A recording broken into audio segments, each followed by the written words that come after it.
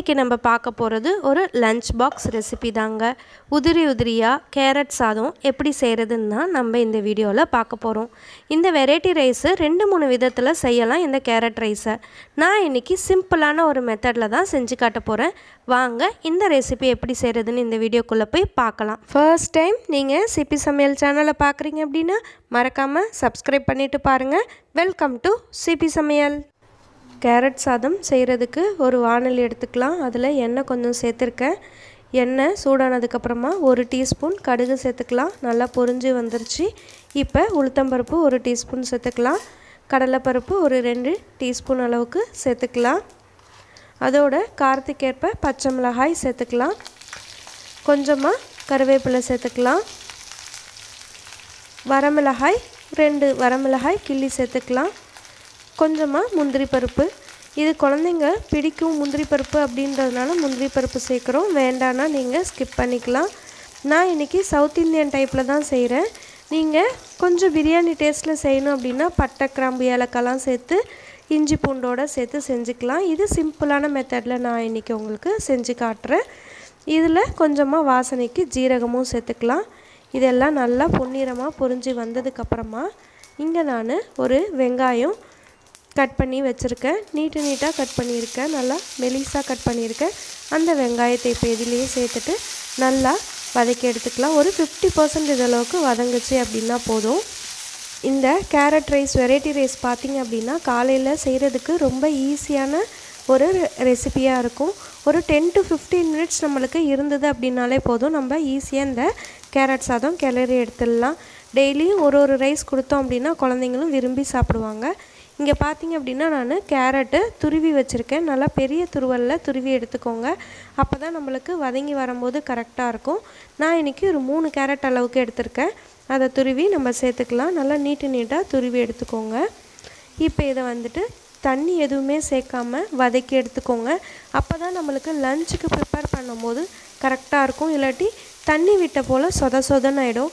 அதனால் இந்த இடத்துல நம்ம தண்ணி எதுவுமே தெளிக்காமல் நம்ம இதை அப்படியே வதக்கி எடுத்துக்கலாம். இந்த இடத்துல நீங்கள் கொஞ்சம் ஃப்ளேமை கூட்டி வச்சிங்க அப்படின்னா டக்குன்னு ஒரு 5 மினிட்ஸ்லேயே நம்மளுக்கு கேரட்டு வதங்கி வந்துடும்.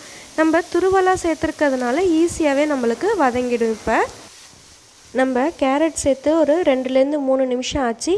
இந்த ஸ்டேஜில் நீங்கள் மூடி வச்சுக்கோங்க. தண்ணி எதுவுமே சேர்க்க வேண்டாம்.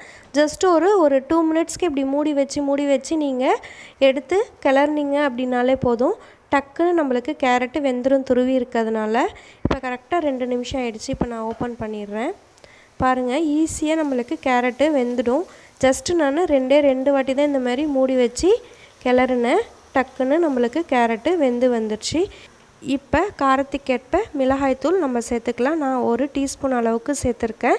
நம்ம கரம் மசாலா தூள் சேர்க்கலை. ஏன்னா நம்ம சவுத் இந்தியன் டைப்பில் செய்கிறதுனால இந்த மாதிரி தான் நான் சேர்க்குறேன். இதில் கொஞ்சமாக மஞ்சத்தூள் சேர்த்துக்கலாம். இப்போ தேவையான அளவு உப்பு சேர்த்துக்கலாம். நம்ம இப்போ இது எல்லாத்தையும் நல்லா கலந்து விட்டுறலாம். இப்போ இது எல்லாமே நல்லா மிக்ஸ் ஆகிடுச்சு. அந்த மிளகாய்த்தூளோட பச்சை ஸ்மெல்லும் போயிடுச்சு. இப்போ நம்ம வேக வச்சு எடுத்து வச்சுருக்கிற சாதத்தை சேர்த்துக்கலாம். நான் இன்றைக்கி வீட்டில் நார்மலாக நம்ம சமைச்சு சாப்பிடுவோம் இல்லையா, அந்த ரைஸ் தான் நான் சேர்க்குறேன். எப்பயுமே இந்த மாதிரி கிளற ரைஸ் நம்ம செய்கிறோம், வெரைட்டி ரைஸாக செய்கிறோம் அப்படின்னா ஸ்கூலுக்கு கொடுத்து அனுப்புகிறோம் அப்படின்னா அந்த ரைஸை நம்ம நல்லா ஆற வச்சுட்டு நம்ம இந்த மாதிரி கிளறணும் அப்படின்னா நல்லா உதிரியாக நம்மளுக்கு சாதம் கிடைக்கும் நம்மளுக்கு.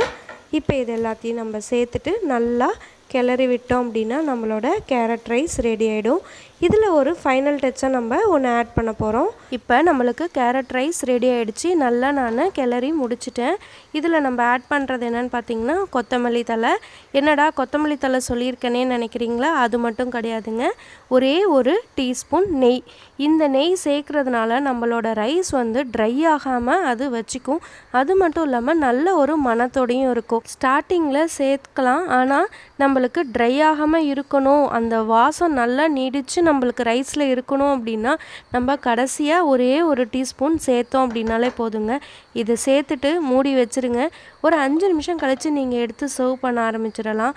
அவ்வளோதான், நம்மளோட நல்ல உதிரி உதிரியான ஒரு carrot rice variety rice lunch box ரெசிப்பியில் நம்ம பார்த்துருக்கோம். இந்த ரெசிபி கண்டிப்பாக உங்களுக்குலாம் பிடிச்சிருக்குன்னு நினைக்கிறேன். பிடிச்சிருந்தது அப்படின்னா மறக்காமல் இந்த வீடியோக்கு ஒரு லைக் கொடுங்க.